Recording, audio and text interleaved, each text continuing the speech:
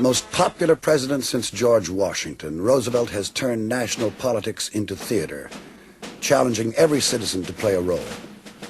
He demands that America live up to its great mission in the world. With evangelical zeal and frequent platitudes, he preaches a straight and narrow path to national virtue.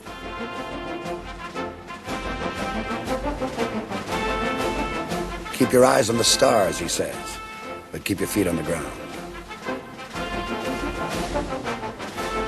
A master of communication, he is among the first to perform for an instrument which will change politics forever, the motion picture camera.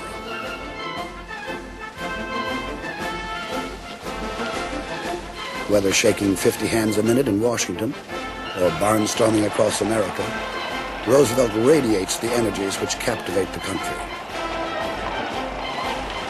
He laughs loudly at his own jokes, plays games with the children while diplomats wait, dismays his guards with an impromptu plunge in a submarine. He has hunted buffalo and grizzly bears, captured robbers, led the Rough Riders on San Juan Hill. Already he has written more than a dozen books on history, nature, and political philosophy. One of them dictated while shaving. He believes, he says, in the strenuous life. Theodore Roosevelt is not only the President of the United States, he is the most entertaining man in America, and the people love him.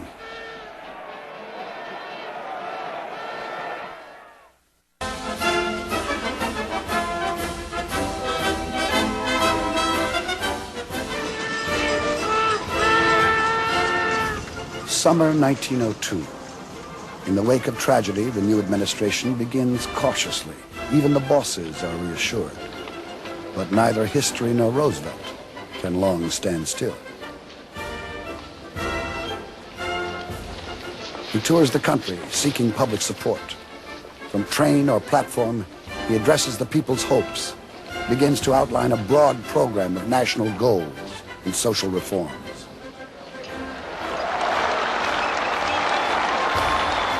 The government ought not to conduct the business of this country, but it ought to regulate it so that it shall be conducted in the interests of the public.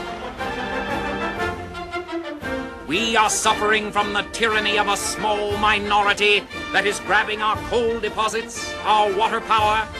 That lies behind our monopolies and trusts.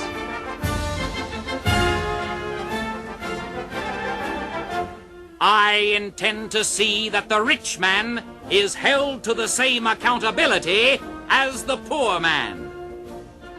We are a new people. We are Americans.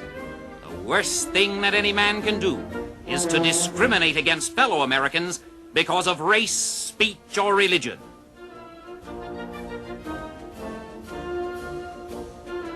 The government should do away with the evils of child labor. It is not only a disgrace to the community, but a reproach to the American public.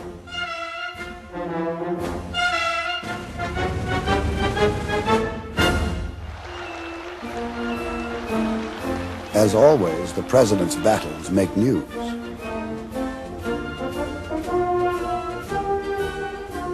Gleefully, cartoonists document his squeeze of the truss or his persuasive conversations with a railroad baron.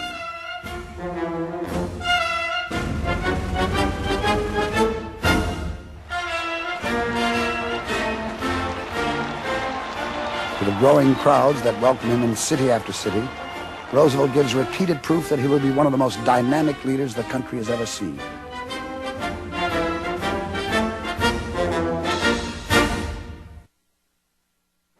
In Panama, these long deserted railroad tracks lead only to oblivion, reminders of the failed French attempt to build a canal linking the Atlantic and Pacific. Roosevelt is determined to drive the canal through. In 1906, he comes to Panama, the first president to journey outside the United States while in office. There he is welcomed on the cathedral steps by the president of the tiny new republic.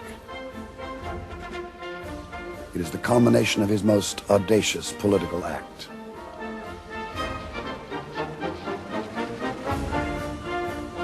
Frustrated in his earlier attempts to negotiate rights across the isthmus, Roosevelt has intervened in the Panamanian Revolution for independence from Colombia. He has recognized the new nation of Panama less than 90 minutes after its successful coup and secured rights for a canal zone on favorable terms to the United States. Now, surveying the task he has undertaken, he poses on one of the giant machines that will do the job.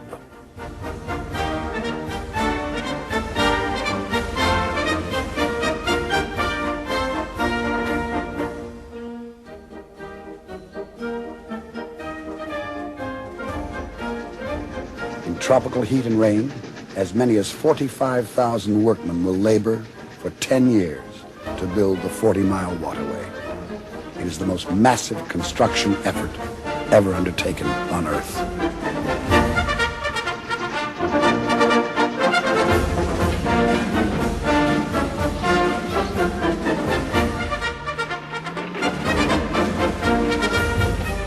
Using a vast array of shovels and dredges, they will blast a path through the jungle and mountains, build the huge locks that will lift great ships 85 feet above sea level.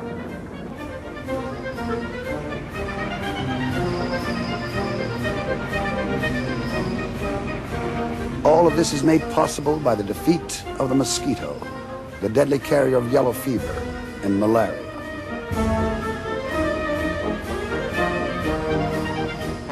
If I had followed traditional methods, I should have submitted a dignified state paper of probably 200 pages to the Congress, and the debate would have been going on yet. But I took the canal zone and let Congress debate. And while the debate goes on, the canal does also.